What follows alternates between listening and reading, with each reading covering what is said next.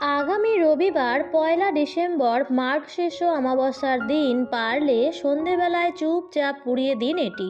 গৃহের সমস্ত বাস্তু দোষ ও রোগ জ্বালা যন্ত্রণা ও গৃহ অশান্তি দূর হবে। পরিবার ভরে উঠবে সুখ, শান্তি এবং সমৃদ্ধিতে। মা কালী সর্বদাই অশুভ শক্তির বিনাশ করে থাকেন। তাই অঘ্রাণ মাসের অমাবস্যার তিথিতে যদি আপনারা এই উপায়টি সঠিকভাবে করতে পারেন, তাহলে মা কালীর আশীর্বাদে আপনার পরিবারের কেউ কোনো রকম ক্ষতি করতে পারবে না। নমস্কার বন্ধুরা, ভক্তিমূলক কথা চ্যানেলে জানাই আপনাদের সকলকে স্বাগত। বন্ধুরা, আশা করছি ঈশ্বরের আশীর্বাদে আপনারা প্রত্যেকেই ভালো আছেন এবং সুস্থই আছেন। চলছে অগ্রহায়ণ মাস। এই মাসটিকে বলা হয় শ্রীকৃষ্ণের প্রতিরূপ। ভগবান শ্রীকৃষ্ণ নিজেই বলেছেন যে এই মাসে আমি মার্গশীর্ষ। মা লক্ষ্মীরও অত্যন্ত প্রিয় মাস হচ্ছে মার্গশীর্ষ বা অঘ্রাণ মাস। এই মাসটিতে যেমন একদিকে মা লক্ষ্মীর আরাধনা করলে গৃহে সুখ, শান্তি, সমৃদ্ধি থাকে, ঠিক সেরকমভাবে এই মাসে যদি কিছু উপায় বা প্রতিকার করা যায়, তাহলে জীবনের বাধা বিপত্তিগুলোও কিন্তু দূর হয়। অঘ্রাণ মাসের অমাবস্যা তিথি ঠিক সেরকমই একটি তিথি। তাই এই তিথিতে যদি সঠিকভাবে এই উপায়টি করতে পারেন বন্ধুরা, তাহলে আপনাদের গৃহের সমস্ত রকম বাস্তু দোষ দূর হবে। যে গৃহে কোনো রকম বাস্তু দোষ থাকে না, সেই গৃহেই মা লক্ষ্মীর বাস। সেই গৃহে কোনো রোগ জ্বালা যন্ত্রণা থাকে না, কোনো ঝগড়া অশান্তি থাকে না। যদি আপনি অনেক পরিশ্রম করেও জীবনে কিছু করতে পারছেন না, বা হয়তো অর্থ উপার্জন করছেন কিন্তু অর্থ ধরে রাখতে পারছেন না, তাহলে সেক্ষেত্রে বুঝতে হবে যে আপনার অতিমাত্রায় বাস্তু দোষ তৈরি হয়েছে। তাই সেই বাস্তু দোষটি অবিলম্বে দূর করা প্রয়োজন। অঘ্রাণ মাসে অমাবস্যা তিথিতে যদি আপনারা এই উপায়টি সঠিকভাবে করতে পারেন, তাহলে আপনাদের জীবনের অর্থ আগমনের পথে যে বাধা, সেগুলিও কিন্তু দূর হবে। কিভাবে এই উপায়টি করবেন এবং কি কি সতর্কতা অবলম্বন করবেন, সমস্ত কিছুই আমি আজকের এই পর্বে বলে দেব। আমার সকল দর্শক বন্ধুদের অনুরোধ করব যে আজকের এই ভিডিওটি একদমই স্কিপ না করে সম্পূর্ণ দেখবেন, এবং দেখার পর যদি ভালো লাগে তাহলে অবশ্যই কিন্তু একটি লাইক করবেন, কমেন্টসে লিখবেন জয় মা কালীর জয়, এবং বন্ধুরা ভিডিওটি অবশ্যই শেয়ার করে দেবেন আপনাদের নিকট আত্মীয় স্বজন এবং বন্ধু বান্ধবদের সাথে। তো চলুন বন্ধুরা, ভিডিওটি বিস্তারিত আলোচনা করা যাক। প্রথমেই আপনাদের জানিয়ে দিই অঘ্রাণ মাসের অমাবস্যার তিথিটি কখন থেকে পড়ছে এবং কখন ছাড়ছে।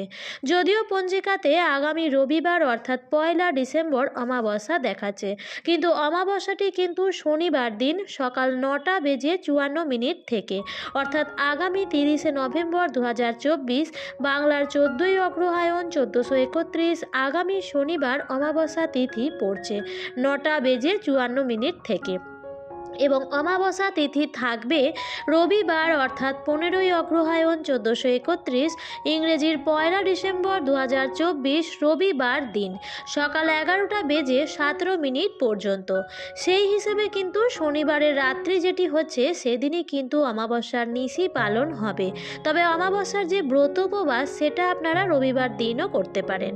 এই উপায়টি আপনারা করবার জন্য শনিবার দিন সন্ধেবেলায় অথবা রবিবার দিন সন্ধেবেলায় যে কোনো একদিন এই উপায়টি করতে পারেন, তাতে কোনো রকম অসুবিধা নেই, কারণ দুদিনই অমাবস্যা থাকছে। এবার আমি আপনাদের বলে দেব যে এই উপায়টি করবার জন্য কি কি জিনিস আমাদের লাগবে। প্রথম যে জিনিসটি আমাদের লাগবে সেটি হচ্ছে রান্নাঘরের অতি প্রয়োজনীয় সামগ্রীর মধ্যে একটি, আর সেটি হচ্ছে তেজপাতা। প্রাচীনকাল থেকেই বহু ভেষজ গুণের অধিকারী এই তেজপাতা। প্রাচীন ভারতীয় অ্যারোমা থেরাপির অনুসারে তেজপাতার সুগন্ধ শরীর ও মন, বাড়ির পরিবেশ এবং ঘরের বাস্তুতে ইতিবাচক প্রভাব এনে দেয়। শুধুমাত্র রান্নাঘরেই তেজপাতার ব্যবহার সীমিত নয়, বাস্তুশাস্ত্র অনুসারেও তেজপাতার ধোঁয়া ঘরের সমস্ত নেগেটিভিটি অর্থাৎ নেতিবাচক শক্তিকে দূর করে এবং ঘরের পরিবেশকে শুদ্ধ পবিত্র করে। এই উপায়টি করবার জন্য আমাদের লাগবে 7টি নিখুঁত তেজপাতা, তার সাথে লাগবে 5টি নিখুঁত লবঙ্গ। হিন্দু ধর্মে পূজা অর্চনা ও জ্যোতিষের নানান উপায়ে লবঙ্গের ব্যবহার লক্ষ্য করা যায়। জ্যোতিষে লবঙ্গকে অধিক গুরুত্বপূর্ণ মনে করা হয়। বাস্তুশাস্ত্র অনুযায়ী জীবনে সুখ, সমৃদ্ধি ও অর্থ লাভের জন্য লবঙ্গের ব্যবহার করা যায়। আমাদের জোগাড় করে নিতে হবে 7টি নিখুঁত তেজপাতা এবং 5টি নিখুঁত লবঙ্গ। যে লবঙ্গের মধ্যে ডাঁটিটি এবং ফুলটিও যেন সমানভাবে থাকে। তার সাথে আমাদের লাগবে একটু কর্পূর। এই 3টি জিনিসই আপনাদের সকালবেলায় জোগাড় করে নিতে হবে। বন্ধুরা, এই দিন বাড়িঘর দোর অত্যন্ত পরিষ্কার পরিচ্ছন্ন রাখবেন এবং এই দিন সংসারের মঙ্গল কামনার্থে হনুমানজির পূজা অর্চনাও করে নেবেন। এই মার্গশীর্ষ অমাবস্যা তিথিটি কিন্তু খুবই পবিত্র। এই তিথিতে গঙ্গা স্নান করা অত্যন্ত ভালো। তবে বন্ধুরা, সবার পক্ষে গঙ্গা স্নান করা যদি সম্ভব না হয়, তাহলে আপনারা নিজের ঘরেই স্নানের জলে সামান্য পরিমাণে কালো তিল এবং সৈন্ধব লবণ মিশিয়ে স্নান করুন এবং এই দিন স্নানের আগে ঘর ভারী ভালোভাবে পরিষ্কার পরিচ্ছন্ন করে নেবেন এবং ঘর মোছার জলে 1 চামচ পরিমাণ সৈন্ধব লবণ মিশিয়ে সেই জল দিয়ে ঘর মুছবেন।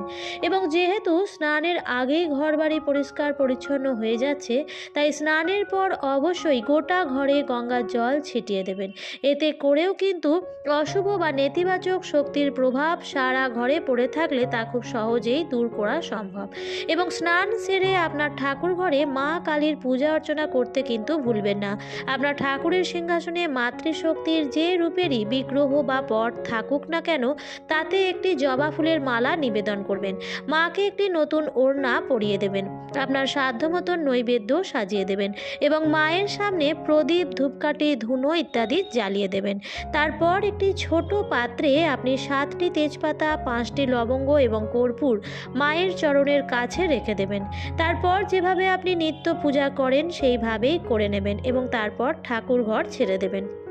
বন্ধুরা, বলে রাখি, মার্গশীর্ষ অমাবস্যা তিথিতে পিতৃপুরুষদের বিশেষ আশীর্বাদও পাওয়া যায়। যে কোনো বিশেষ অমাবস্যা তিথিতে মা কালীর পূজা অর্চনা করা কিন্তু খুবই শুভ। তাই আপনার বাড়িতে যদি মায়ের কোনো রকম বিগ্রহ বা আলেখ্য না থাকে, তাহলে আপনি কাছাকাছি কোনো মন্দিরে গিয়েও আপনার পরিবারের নামে মায়ের কাছে পুজো অবশ্যই দেবেন।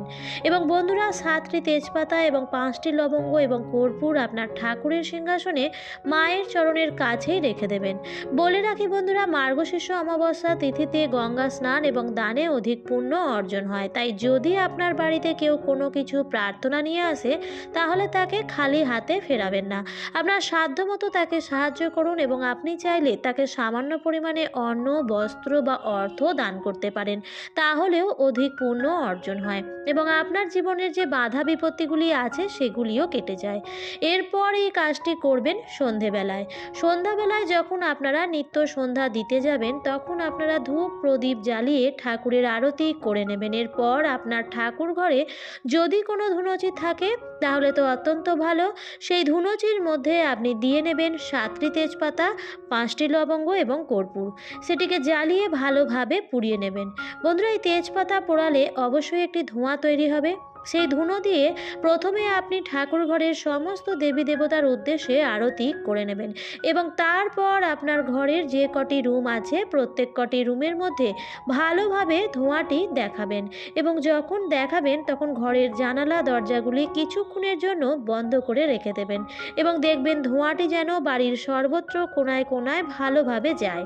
বন্ধুরা, তো কর্পূর এবং তেজপাতা পুড়িয়ে যে ধোঁয়াটি তৈরি হয়, এই ধোঁয়া অত্যন্ত ভালো। ঘর থেকে খারাপ শক্তিকে দূর করার পাশাপাশি এর প্রভাবে মনের নেতিবাচক চিন্তা ভাবনাও দূর হয়। এই ধোঁয়া অ্যান্টিসেপটিকের মতো কাজ করে। এই ধোঁয়ার প্রভাবে শরীরে রোগ প্রতিরোধ ক্ষমতাও আরও শক্তিশালী হয় বলে মনে করা হয়। বন্ধ হয়ে যায় দাম্পত্য কলহ, ঘরে সুখ, শান্তি, সৌভাগ্য বৃদ্ধি পায়। যাই হোক বন্ধুরা, এরপর কিছুক্ষণ ধোঁয়াটি ঘরে থাকার পর সবার প্রথমেই আপনার ঘরের মুখ্য দরজাটি খুলে দেবেন। তারপর একে একে সমস্ত জানালা দরজা খুলে দেবেন।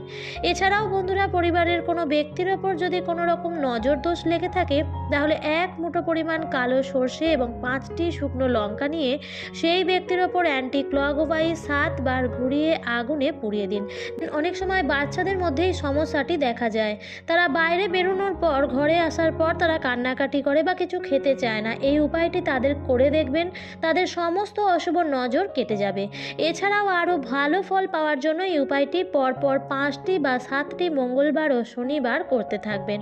দেখবেন ঘর থেকে সমস্ত ধরনের নেগেটিভ এনার্জি দূর হয়ে গেছে এবং ঘরে সর্বদাই সবার মনেই পজিটিভ চিন্তাভাবনা কাজ করবে এবং অর্থ আগমনের পথ প্রশস্ত হবে। বাড়িতে যদি কোনো অসুস্থ ব্যক্তি থাকে দেখবেন সেও ধীরে ধীরে সুস্থ অনুভব করছেন। তবে বন্ধুরা, এই উপায়টি করবার জন্য কিছু সতর্কতা অবশ্যই মেনে চলতে হবে। করবার জন্য যে সামগ্রীগুলির প্রয়োজন সেগুলি আমাদের রান্নাঘরেই মজুদ থাকে, কিন্তু তবুও আমি বলবো বাইরে থেকে এই জিনিসগুলি কিনে আনার, কারণ শুদ্ধতা সব থেকে জরুরি যে কোনো উপায় বা টোটকা করার জন্য। সামগ্রীগুলি রান্নাঘরের সামগ্রীগুলিতে ঠেকা ছোঁয়া লেগে থাকে, তাই বাইরে থেকে কিনে আনাই ভালো। এবং চেষ্টা করবেন এই দিন যেন আমিষ জাতীয় খাবার ঘরে না আসে এবং রান্নাঘরে দেখবেন কোনো এঁটো বাসনকোসন যেন না থাকে, এই বিধিকে বিশেষভাবে খেয়াল রাখবেন। আমার আজকের পর্বটি এই পর্যন্তই। ভিডিওটি দেখে যদি ভালো লাগে তাহলে অবশ্যই লাইক, কমেন্ট, শেয়ার করবেন বন্ধুরা। আর যদি আজকের ভিডিওটি আপনি প্রথম দেখে থাকেন তাহলে এই ধরনের আরও ভিডিও পাওয়ার জন্য চ্যানেলটিকে সাবস্ক্রাইব করে পাশে থাকা বেল আইকনটির অল লেখাটিতে ক্লিক করে দিন। আবার দেখা হবে পরবর্তী নতুন ভিডিওতে। ভালো থাকবেন, সুস্থ থাকবেন, ধন্যবাদ।